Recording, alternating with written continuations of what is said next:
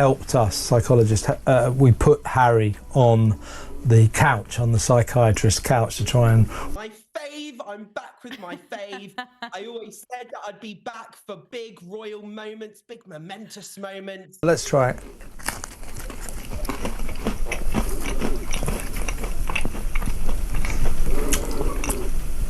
I was watching this with my brother, and I think we counted, there were 3 trays of crudité made. You know, Meghan's lifestyle site.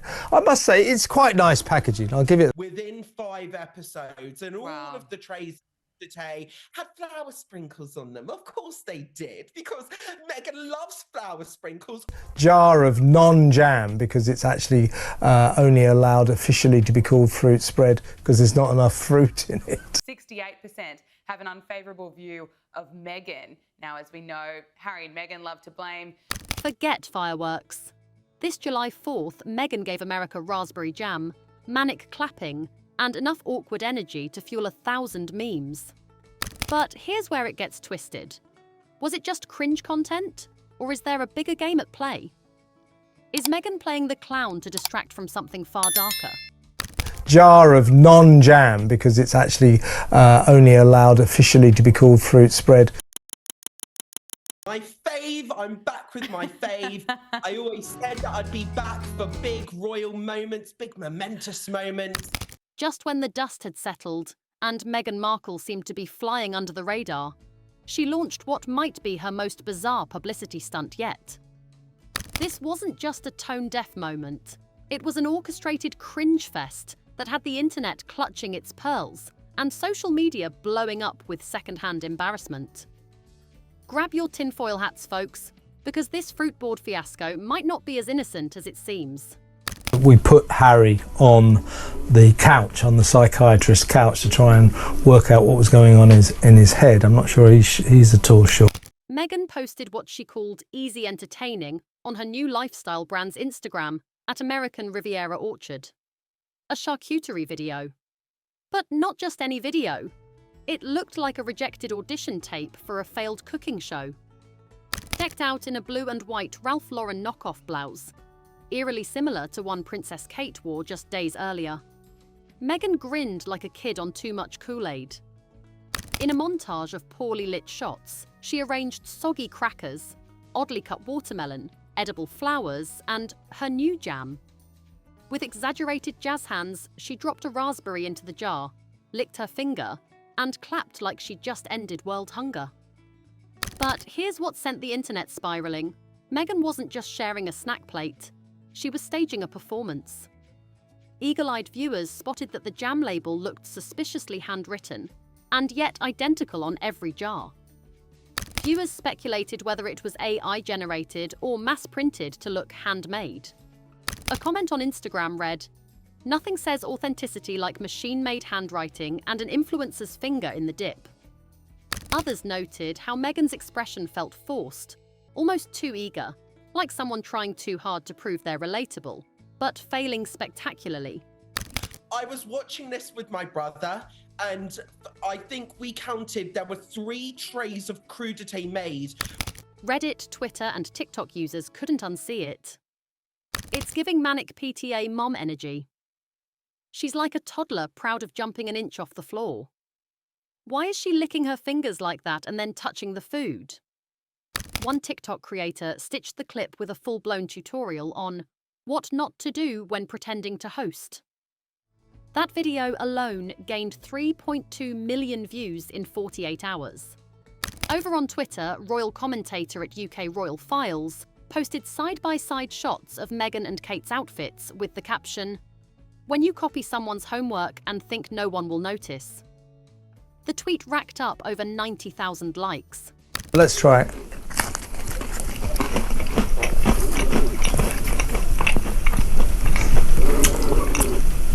Yeah, you know what? It's got a lot more depth, hasn't it? But the roasting didn't stop there. Food bloggers began critiquing the hygiene hazards of her jam setup. "This is a cross-contamination disaster," one chef wrote. "If she served that at a party, people would leave hungry and horrified." Meanwhile, etiquette experts weighed in on YouTube analysing Meghan's chaotic clapping and awkward food placement. "She's clearly trying to mimic the hosting aesthetic of Martha Stewart," one said.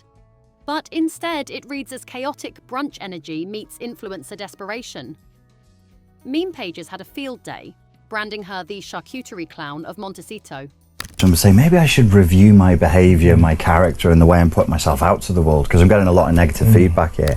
But here's where things get strange. Multiple users noted that this wasn't just another clumsy PR stunt. It was strategically timed. On July 2nd, British tabloids released damning headlines suggesting Meghan's team was behind recent anti-Kate leaks. The backlash was instant. So what better way to distract from a brewing scandal than with a fruit video so cringe it hijacks the algorithm? This isn't just a weird coincidence. A digital strategist told The Sun, "It follows a classic distraction model. When negative press hits, release something confusing and ridiculous to reset the narrative."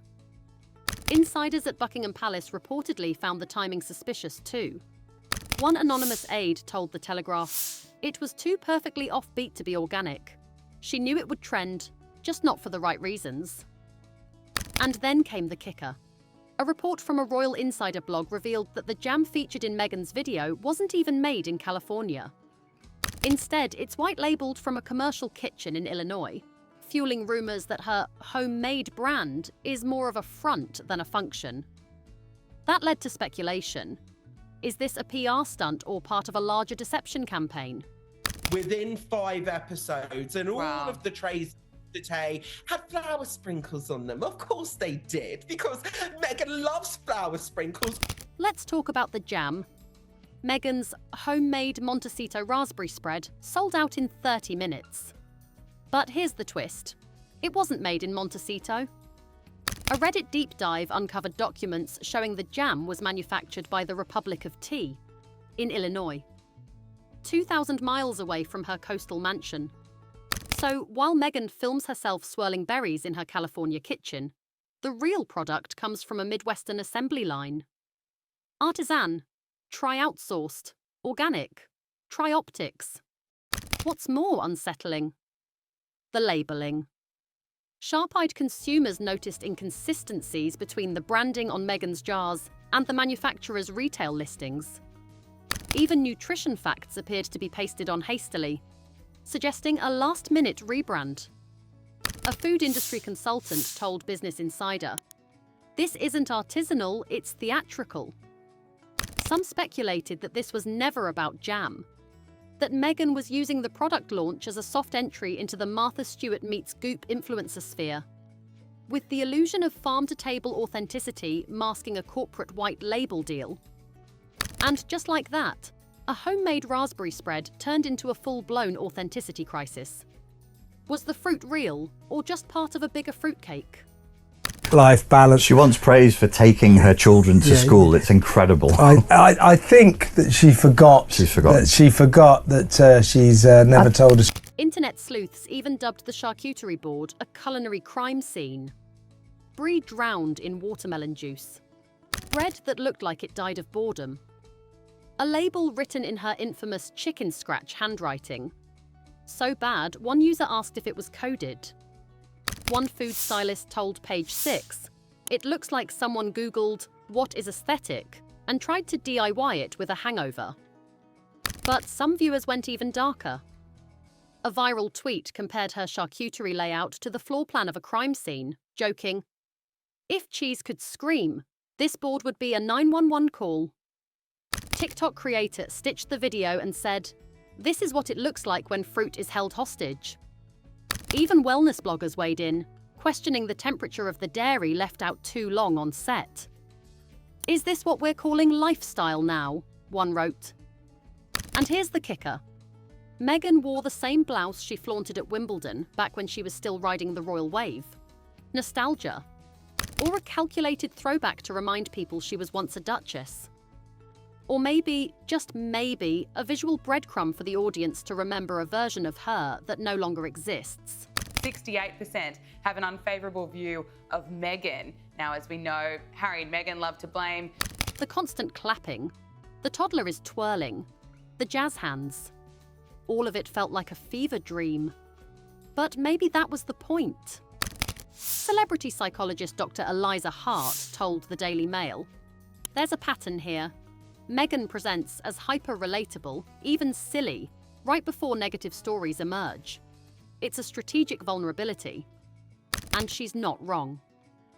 Within 24 hours of Meghan's Fruitboard post, tabloid coverage shifted from leaked palace emails to "OMG, Meghan is licking jam off her fingers." Another PR expert broke it down further. "This is classic misdirection. It's not just random silliness, it's weaponized cringe," said Clara Brody, a digital crisis manager. In an era where engagement equals relevance, even being mocked can be a win. But others aren't convinced it's that harmless. "It's performance over transparency," one Substack analyst wrote. "When real issues are boiling under the surface, antics like these blur the line between distraction and deception. Is Meghan merely being extra online, or is she deliberately deflecting deeper scrutiny?" Royal watchers were quick to point out the copycat behaviour. Princess Catherine wore a blue and white Ralph Lauren blouse at a royal engagement. Days later, Meghan wore an almost identical one.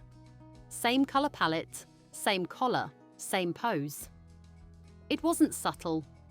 One viral TikTok with over 1.7 million views called it "Single White Female Royal Edition." Even fashion critics started taking notes. Vogue contributor Eliza Stone tweeted, "It's uncanny.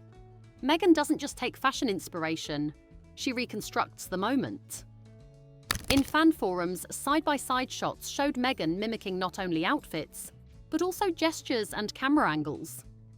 Some even claimed she timed her uploads within days of Kate's high-profile appearances, as if to steal the algorithm's attention. Critics called it obsessive. Supporters called it branding. But either way, it's now a pattern impossible to ignore. Meghan's insistence on mirroring her royal counterpart doesn't just raise eyebrows. It makes people question her entire post-royal identity. This isn't Meghan's first stunt timed to deflect controversy.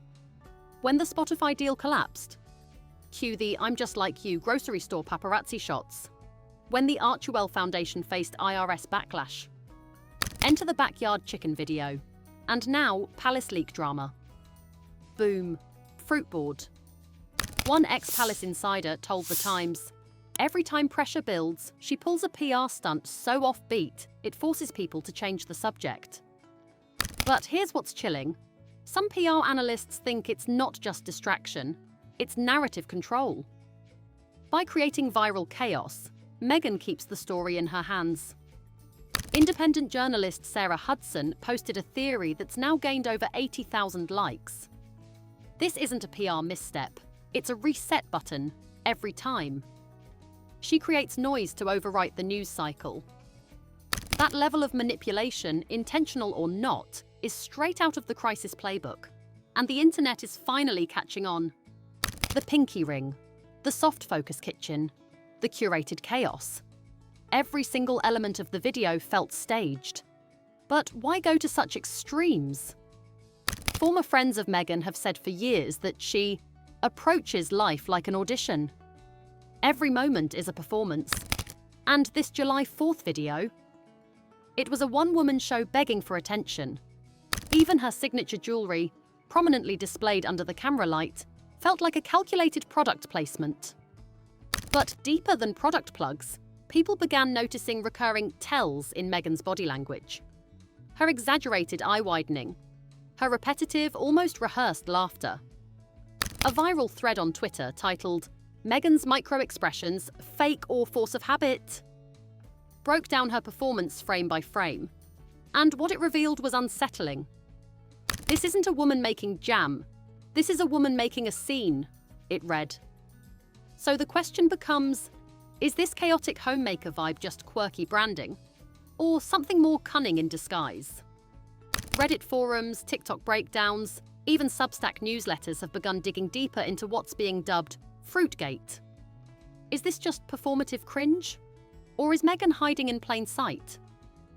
Some users speculate that Meghan is masking a personal or legal crisis.